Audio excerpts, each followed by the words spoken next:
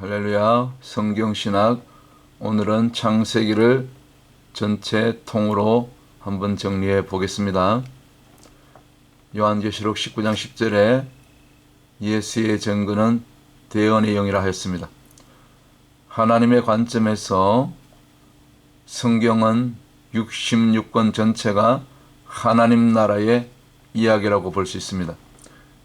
구약은 하나님 나라의 청사진이고, 다시 말씀드려서 오실 메시아에 대한 그런 이야기고, 신약은 하나님 나라의 완성도, 곧 오신 예수, 초림 예수와 또 재림 예수에 대한 그런 내용이 구약과 신약 성경 66권의 전체 줄거리라고 볼 수가 있습니다.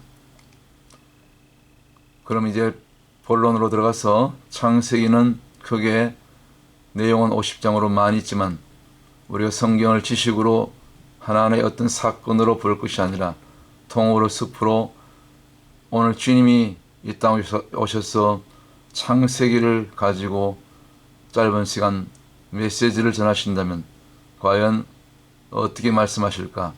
그런 관점에서 창세기를 크게 네 토픽으로 한번 정리해 보겠습니다. 첫 번째는 창세기는 기원에 대한 이야기입니다. 창세기 1장 11장까지는 원역사라고 부릅니다. 1장부터 11장까지는 이것은 즉 하나님만이 아시는 역사, 하나님만이 정확하게 아시는 그 기록들, 곧 예를 들면 태초 전능자 창조주 되신 유일신 하나님, 다른 신이 아닌 우상이 아닌, 그리고 만물, 인간의 기원, 죄와 또 타락, 그리고 심판, 마지막 구속사의 완성, 구원 계획에 이르기까지 이 모든 기원에 대한 내용이 창세기 1장부터 50장까지의 이야기고, 특별히 1장부터 11장까지는 원역사라고 그렇게 부르고 있습니다. 두 번째, 창세기는 전체 50장을 통시적으로 보면은 이것은 하나님의 주권에 대한 authority에 대한 이야기라고 볼 수 있습니다.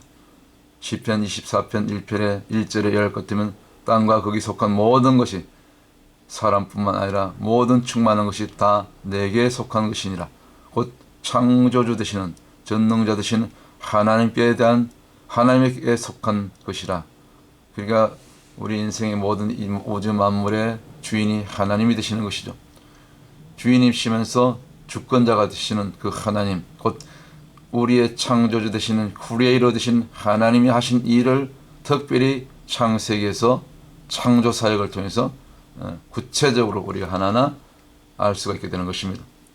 천지창조, 아담의 그 지으심, 선악과, 그리고 아담과 하와에게 부여한 그 자유의지, 또 이제 세월이 흘러서 홍수 심판, 야곱을 통해서 그 12아들 선민 이스라엘 12지파, 그리고 나중에 애굽 피신, 애굽 종살이 400년, 이 모든 것이 다 하나님의 주권에 의해서, 사람의 계획으로 되어진 것이 아니고 하나님의 주권에 의해서 이루어졌다는 것입니다.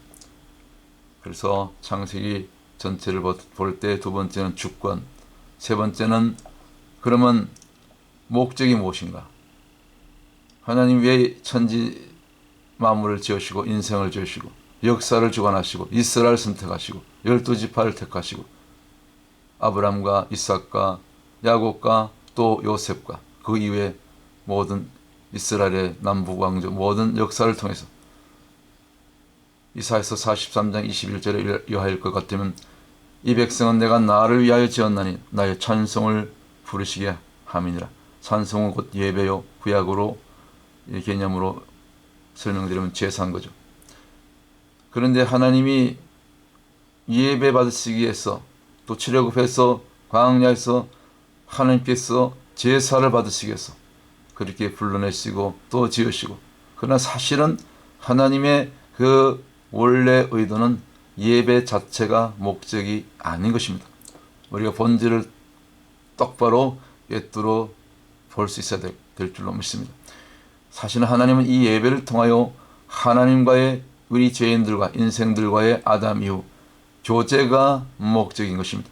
선악과로 말미암아 하나님과 인생들 간에 아담과 또 죄인 모든 죄인들과의 또 이스라엘과의 단절된 그 관계를 하나님은 이 제사제도 곧 예배 행위를 통해서 다시 하나님과의 관계가 회복되기를 원하셨습니다.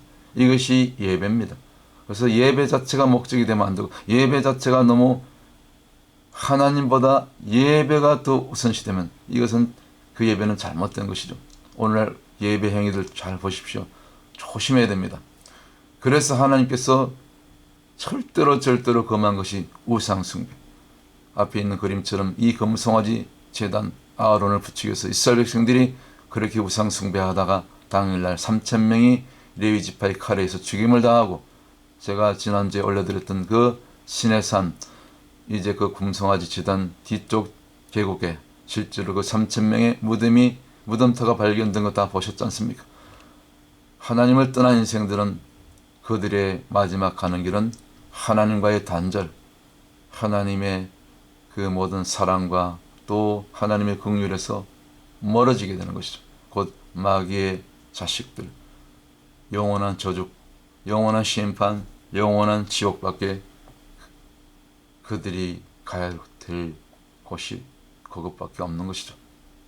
곧 마귀가 가야 할 장소에 죄인들이 함께 가게 되는 것이죠. 이것이 얼마나 비극이고 하나님의 입장에서 보실 때도 얼마나 안타까운 일이겠습니까? 그래서 하나님께서는 예배를 통하여 결국 하나님께로 모든 죄인들이 돌아오기를 원하셨다는 것입니다. 이것이 제사제도 곧 신약의 예배제도. 그러니까 요한복음 4장 23절 24절 영과 진리로 예배하는 자에게 오나니 예배하는 자를 내가 만나 주리라. 바로 이 예배의 목적이 신약의 요한복음에서도 그렇게 다시 반복해서 나타나고 있는 것입니다. 그러면 이제 이 하나님 나라의 완성을 위한 하나님의 방법, 그것은 하나님은 사람을 통해서 일하시는 것을 볼 수가 있습니다. 그래서 특별히 구약에서나 신약에서 그 이스라엘 백성들의 그 이스라엘의 족보, 열왕들의 족보, 예를 들면 역대기 상하라든가 신약 마태복음 1장 1절에 있는 그 42대만에 오시는 예수 그리스도의 계보, 그리고 누가복음 3장 같은 경우는 같은 족보인데 거꾸로 예수님으로부터 거꾸로 위에 아담, 그리고 아담 위에는 하나님이셨더라. 이 예수 그리스도의 계보, 곧 선민 이스라엘 통해서 곧 의인의 계보를 통해서 오시는 이 언약 백성을 통해서 결국 이루시고자 하시는 궁극적 하나님 나라의 완성이 바로 이것이 하나님 나라를 성취하는 구체적인 실제적인 방법인데 곧 하나님 자신이 친히 다 이루실 수 있지만 예수 그리스도를 통한 그 진정한 중보자를 통한 결국 사람을 통해서 구약의 12지파 신약의 12사도 이 사람을 통해서 하나님의 사람들 곧 의인의 계보를 통해서 언약 백성들을 통해서 결국 궁극적인 하나님 나라가 완성되는데 그 궁극적인 하나님 나라의 완성도가 바로 이제 요한계시록 21장에 나오는 새 예루살렘 성이라고 볼 수가 있는 것이죠. 그래서 성경은 하나님은 특별히 숫자를 사용하십니다. 수비학적인 관점에서 이제 요한계시록 21장에 나오는 그 새 예루살렘 성의 그 규모라든가 그 모든 장식이 전부 무엇은 수의 배수요? 12 숫자의 배수라는 것을 우리가 볼 수 있습니다.